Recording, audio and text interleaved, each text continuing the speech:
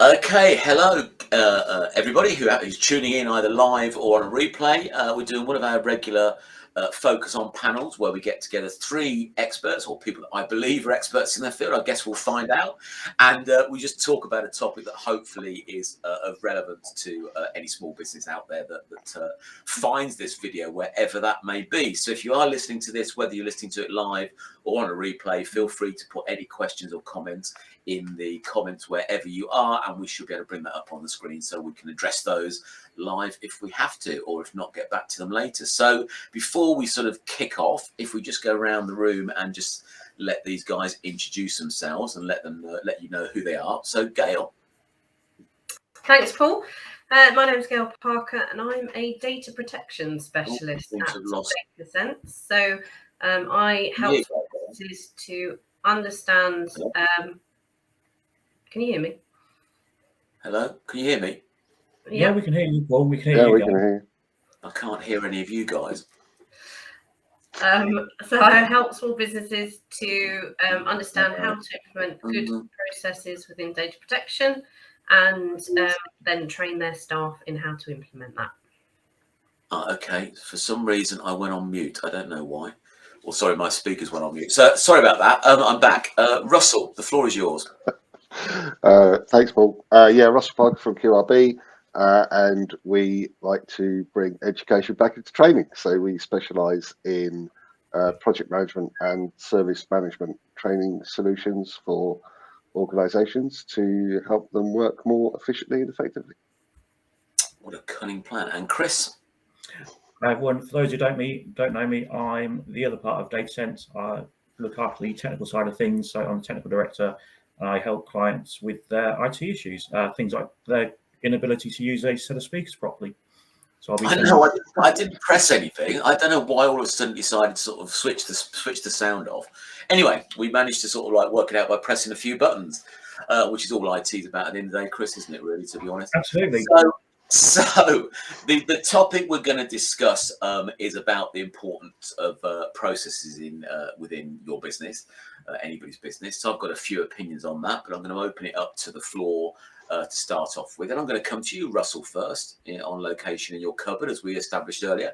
So you're involved in project management and numerous tools, I guess, geared at having businesses look at the processes within their business. So what are some of those tools? What do businesses tend to use, and what are some of the advantages of looking at the processes within a business, would you say?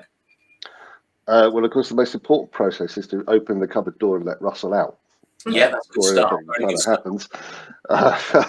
I mean, yeah, there's a lot of the kind of frameworks that we educate people in that will have a series of processes in them. And I think you can't really beat a good, well-designed, well-applied process, which is, I think, where the key is more than anything else. I think the worry with it is that when somebody mentions the word process, we automatically think of the word bureaucracy. And if we put process in, we add administration and bureaucracy to a horrendous level, which makes it very difficult to do. So I like to have well applied processes, because I think you could apply a process to anything. And I think that the difficulty is in organisations that I see is where that is not done correctly for their environment. You know, we all work in different ways. We all work in different industries and different environments in how we cope with what we do. It's just a question of, you know, trying to come up with a process for ourselves that helps us to respond to actions in our business rather than reacting to them, which is where we all kind of like run around in chaos trying to invent new solutions for new events when they occur.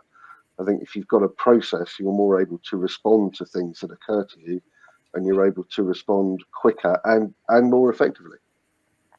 Yeah, I think on that, you know, as you touched on, when you mention process, you know, in my head, I always think of copious manuals sort of like lined up on a shelf, you know, defining how the business works. And I think that's what puts people off whenever you mention that. But every business has processes in it that's a fact.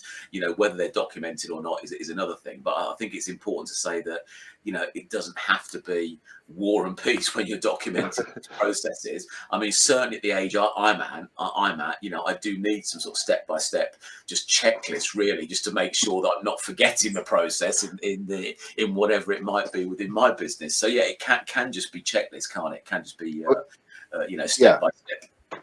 And it's about not having too much, but also not having it too simple, that you lose it. I mean, for those of us that are watchers of the Great British Bake Off last week would have seen a technical challenge with a 2-step process where step one was turn the oven on, and step 2 was make a lemon meringue pie, and that was it. You know, I don't know, if you give that to me, I'm going to struggle because I don't know the basics of making pastry. But you know, hey, 8 lemon meringue pies appeared. You know, so it's all about the right level of process application, really. Okay, so let's come to you, Gail. You are a resident GDPR lady, so I guess GDPR is all about processes, isn't it? On to an extent. So what should businesses be looking out for, and what are some of the basics they should consider in terms of your domain around GDPR and data protection? Yeah, I'd like to pick up on something Russell said, actually, because I think planning for events rather than reacting to is a really important one, and particularly a data breach. We've been working with companies for the last few years who usually come to us once this has happened. And of course, if you had a bit of a process in place before it happened, it wouldn't be quite so bad. So having kind of disaster recovery in place, and even an incident response, even if it's just, this is what's going to happen if we have a data breach. We will call the IT company, we'll call the data protection company. But having the plan in place beforehand will save you a lot of heartache and stress when it actually ever happens. And so, yeah, having those sorts of things in place, but more generally, I think it's important for a business, especially if they're scaling, to have these processes in place, because ultimately a business owner, if they do want to sell it, for example, they want to be able to step away from the business. So making sure that the business can run by itself, and all the processes are documented is a really good thing to have in place in order to sort of achieve that sale long term. But certainly when I go into business, I'll do a data audit, and I will be looking at their policies that they have in place and the processes. And that can be anything from zero. I talked to a manufacturing company last week with 80 staff with 0 policies in place. And wow, it's amazing that they've got to that size and have nothing in place. So it's quite hard to then retrofit everything in, because as we say, businesses do business in a certain way, and they've probably been doing it that way for a very long time, in this case 40 years. So wow, trying to then establish processes retrospectively is quite difficult. So having those in at the beginning is a much better plan, I think. No, I can imagine. I'm building on what you said there. I mean, certainly if you're looking to exit your business at some point, you know, a lot of small businesses are in the predicament where for most small businesses, it relies on 1 or maybe 2 people, you know, for that business to sustain itself and go forward. And ultimately, that doesn't make it very saleable if the whole nature of the business is reliant on that individual. So certainly putting things in place so you can processize, is that a word? It is now.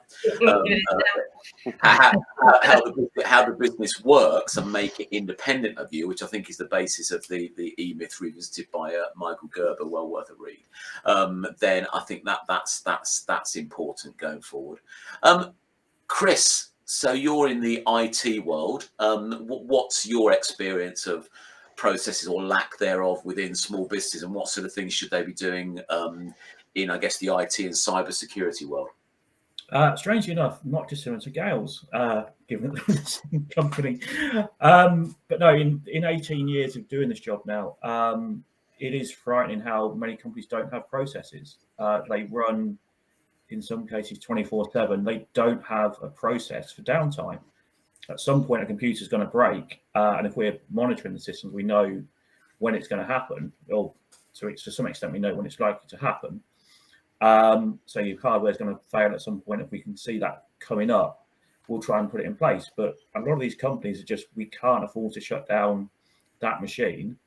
because it's key to the business. So that's fine. But if you don't, then your business is going to grind to a halt in a sudden way, and you're going to have no system if we don't do the preventive maintenance. So that, we wait until the files by the part, which could be 2-3 days down the line. I had one client many years ago. They moved to a new site. They dealt with some colleges for students, and we had to come up with a disaster plan. And what's the worst case? Bizarrely, they was on the first floor of a building, but we had to go through everything from the IT point of view down to the point of what happens if the building floods.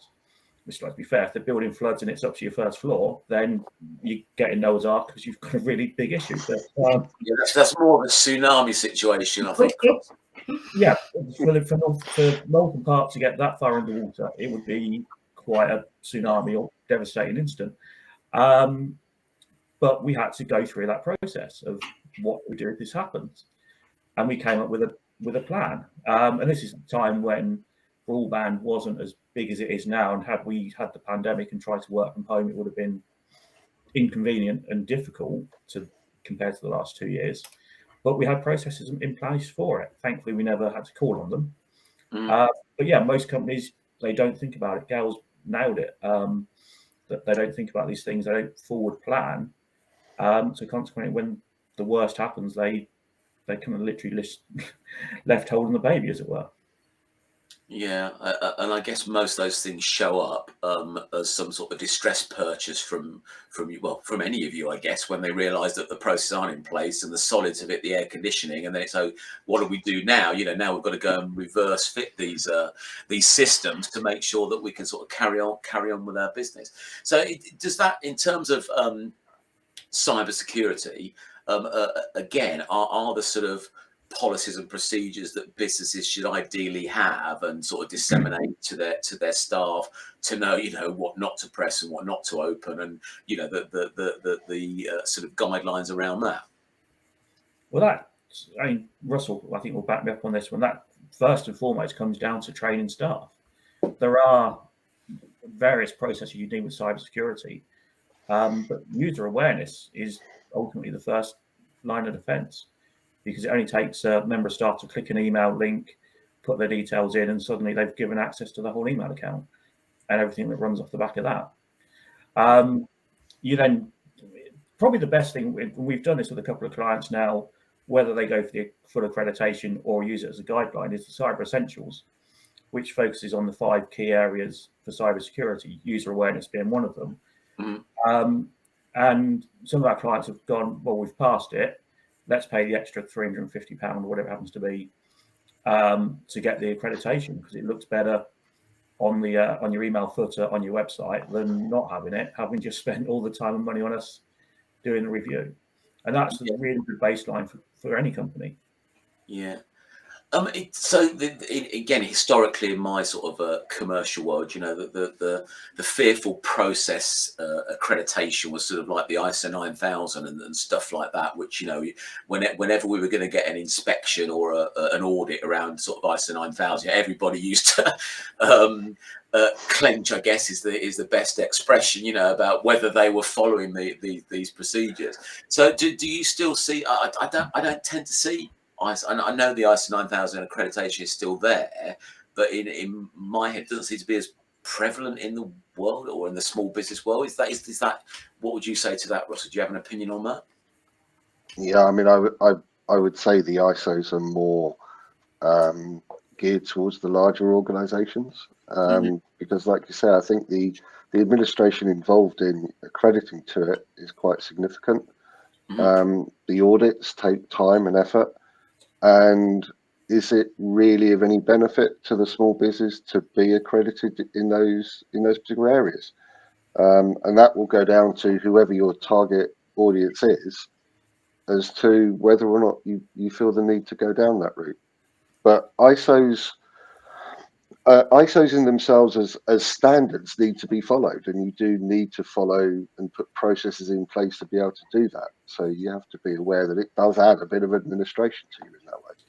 But, just picking up on that. I mean, I'm working quite a lot of clients at the moment in the NHS supply chain, and they are asking this of businesses and even small businesses. So there's a ISO 27001, which is an IT security standard, and a lot of small businesses that I'm coming across now are either got it or working towards that, because otherwise they won't get onto NHS supply chains. Yeah.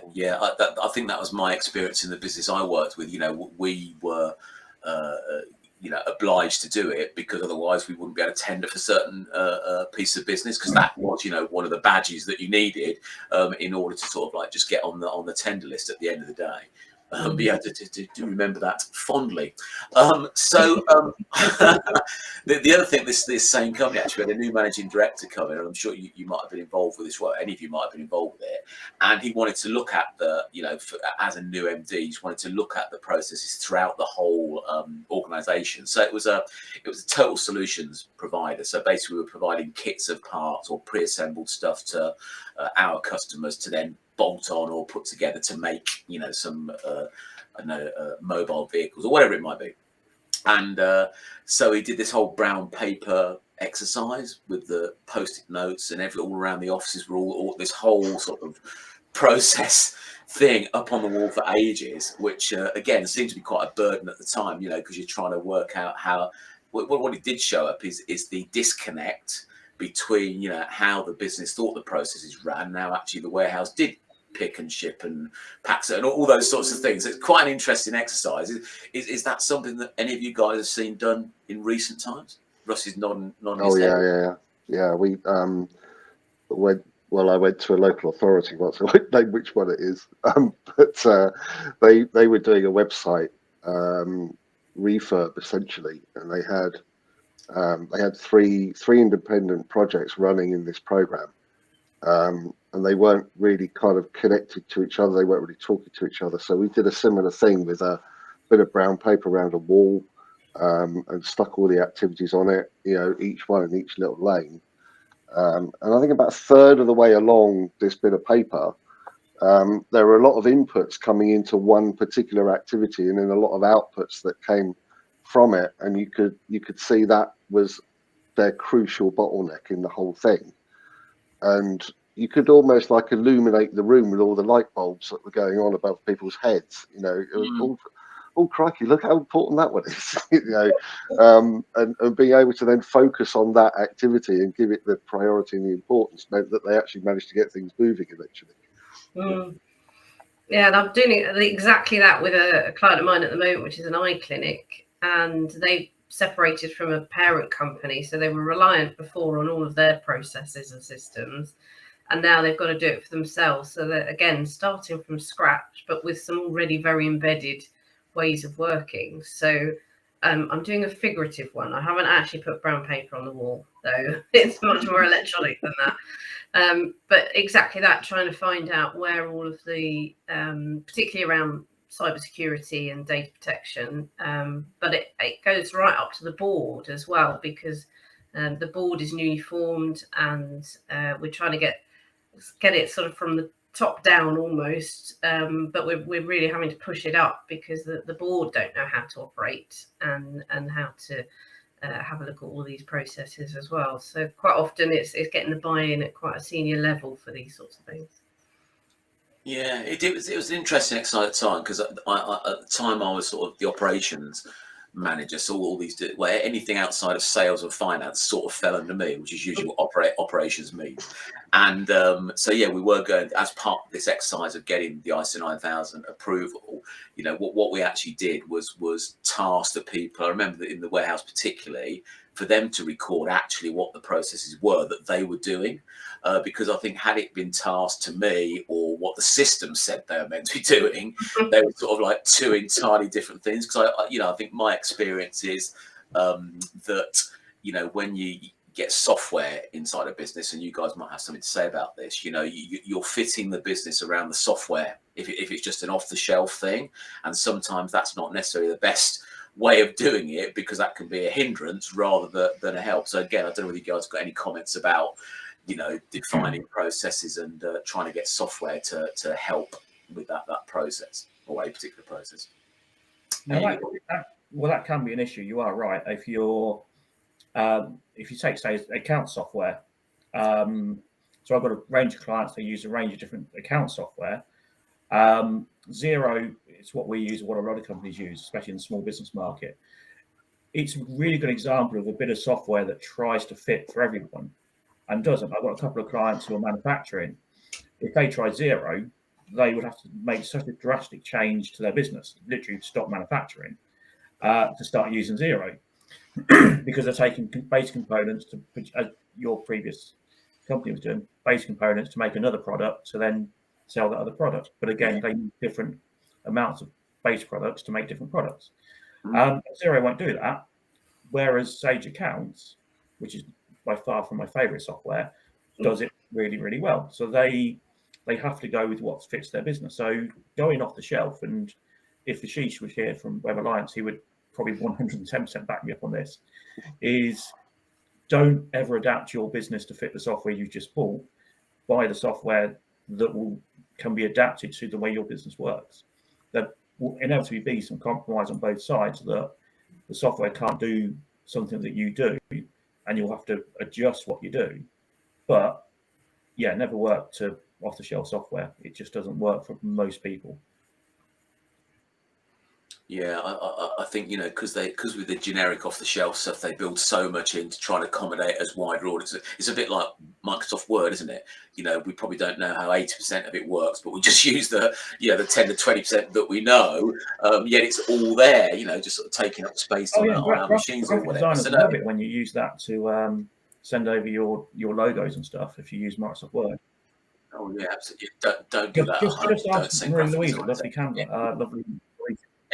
Anything designed on Word, I don't think graphic designers love. They'd let you off if you use Canva. Other graphic design programs are available. Anyway, digression. Oh yeah, so no, absolutely on the, you know, what had me focus on the processes in my business. I found it quite difficult was when I did get Ashish involved in looking at the software to help my business, you know, run as it was, because I've used various things, you know, for those of you listening that don't know what to do. So the business community has run networking groups in previous guises for the last decade or so. And when you start off, it's just emails going out, spreadsheet, collating the data, getting it on a spreadsheet, you know, printing off the spreadsheet, stuff like that. Then you move to platforms like Eventbrite, which make it a little bit more integrated, but that can end up being costly if you're charging for events on Eventbrite. And then I used a WordPress plugin, but again, that was quite cumbersome because it got all these things built in that I didn't need. And ultimately, it was getting someone to design a piece of software to run it exactly as I wanted to, and to try and put on paper what my process was quite a sticking point for a while, because I was trying to think, how do I put it on paper that then a software developer can look at that and understand it and build a piece of software. So again, it's, if any of you got any advice to people that are either thinking of putting processes together, not necessarily for software, but just generally for their business, you know, sometimes just staring at that blank piece of paper can be like a little bit overwhelming in the first place. So has anybody got any insights that they can share that would help? Me and Gail did this December, I think it was last year. We sat down with a external third party, and we ran through everything. We ran through what we did. It's because it's the old phrase, you can't see the wood for the trees. You're so close to to what you're doing that you just need to step back. And sometimes having a third party who's completely external to the company, it might be something you know, but somebody external to the company, they can ask you those questions from their point of view that you can then expand on. Because when you're that close, if you can't step back and see it, then you'll never see it. Whereas the third party can help you kind of take that step back. So I'd say, find a trusted partner, or find I don't want to say business coach, because that's not Q-Paul, but I don't think a business coach is quite the right person. But find somebody. I am here, right? I am here. And I'm here too. I can do this kind of stuff. Well, it doesn't have to be a business coach, because some business coaches, not knocking you, Paul, because I know you've been through the mill with businesses and employment. Some business coaches, they have got many failed businesses and have just found that they're now a business coach because that's the only thing they can seem to do. You want someone who's got got the knowledge, has been successful in what they do, to be there for you. And I would happily sit down with someone like you, Paul, and run through it, because I know you've got the experience. Yeah, but you couldn't afford me, Chris. So, so Russell, do you have anything to add from a perspective of where do people start? Because as Gail said earlier, there are companies that have been in business for a long, long time that just don't have anything in place. So somehow they've managed to wing it without anything formal in place. So have you got any advice for people? If they were starting from a blank page, what's the first step, or what are some of the fundamentals they should look at? Well, I think you've always got to look at what you're trying to achieve. So what is your end objectives really, and then kind of break it down from there, and find the components then, and then you can think of the activities that you need to get you to that kind of position. But what I find with a lot of organizations is that, yes, you can sit and you can think about this, but if you don't know where you're going, then once you start, it's a bit like watching a team of 9-year-old children playing football. All of a sudden, everybody gathers around the ball, and it just seems to be a moving scrum around the pitch without any kind of direction to it. So I think once you've had a bit of experience of running, is then looking at how you deal with that as a business. So then you could start to think of the activities you need to do to get you to what you need to achieve. And then there is the perfect world that I teach, the kind of best practice frameworks that will tell you what it's like on Planet Perfect. But then we don't live on Planet Perfect. So, it's then a case of looking at how things work for you and looking at best practice areas. And for those of us that read business books every now and then, any business book will tell you the perfect world.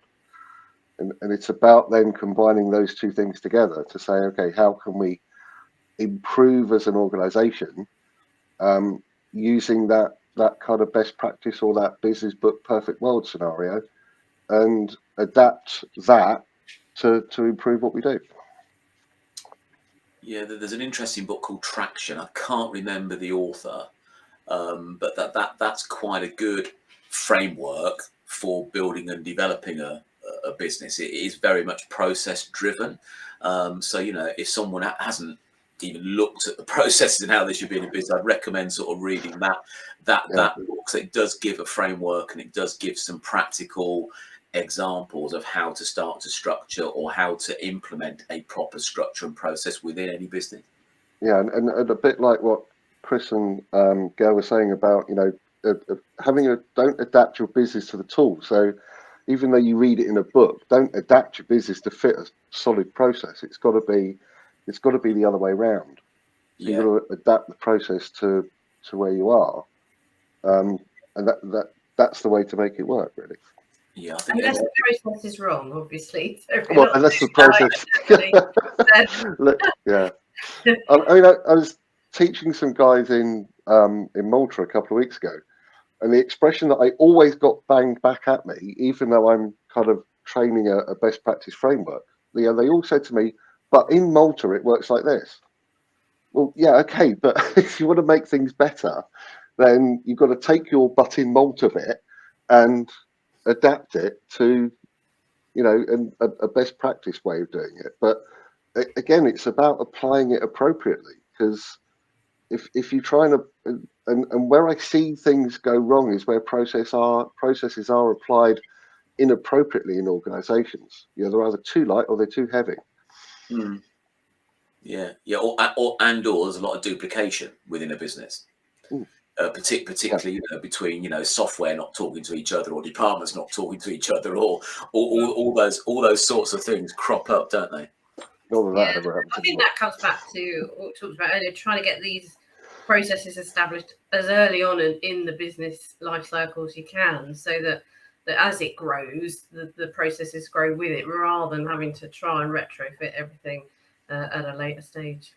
Yeah, no, absolutely. I think, if you are a small business out there, and even if you're only a one-person band, I think looking at sometimes documenting some of the regular, often done processes within your business, partly to to consider, you know, if you do want to exit at some point, how do you make your business independent of you? And it is going to need a sort of manual, for want of a better expression, you know, for someone to come in and be able to replicate your business without you.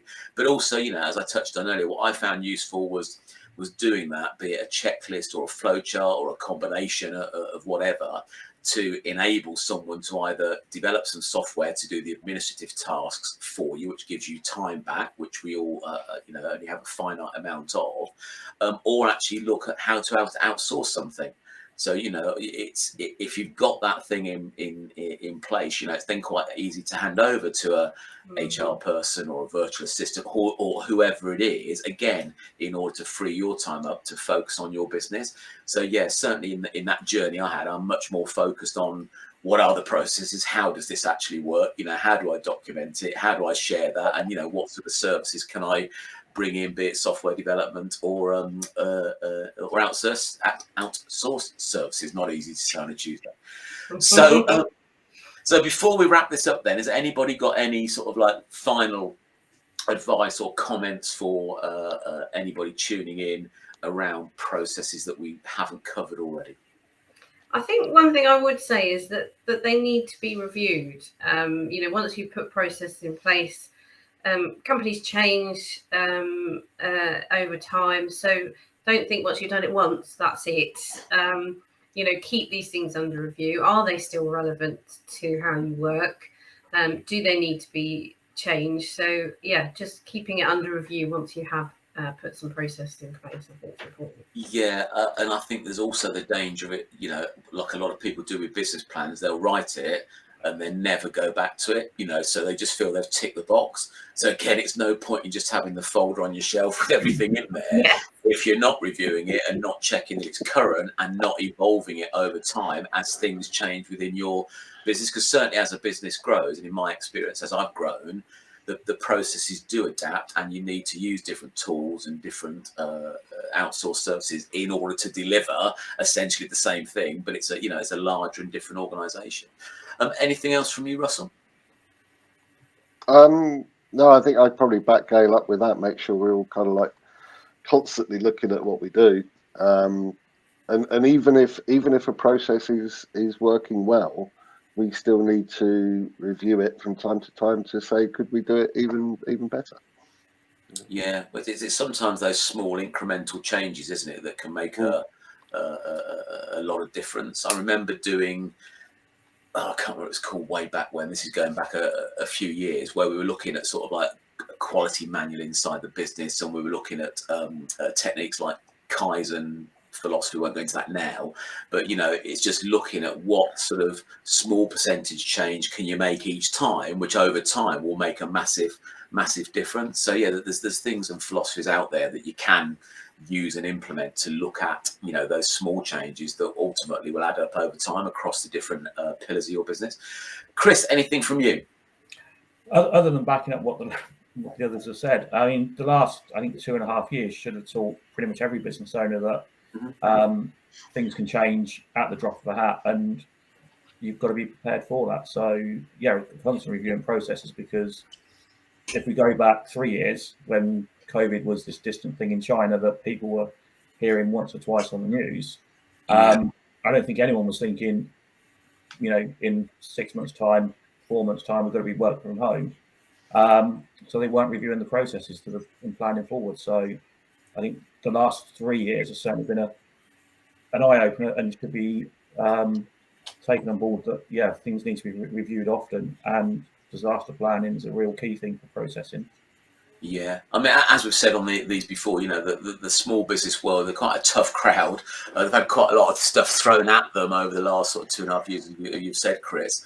And I think, you know, that there's still sort of potential uncertainty going forward. But I think, you know, anything you've got in place that, I guess, consolidates your foundation, be it, you know, business planning, processes, etc., etc. Business recovery has got to help you going forward. Has got to help you adapt. And as you know, as things change, maybe your processes and the way you do things need to change as well. So definitely worth keeping that in mind. So thanks for your time today, guys. Thanks for those that tuned in. There are a few comments from Anthony and I Cook You Serve, so thank you for that. Yeah, we're here every week at 11 a.m. just looking at a particular topic with a different set of faces each time. So we'll end it there. Thanks again for your time.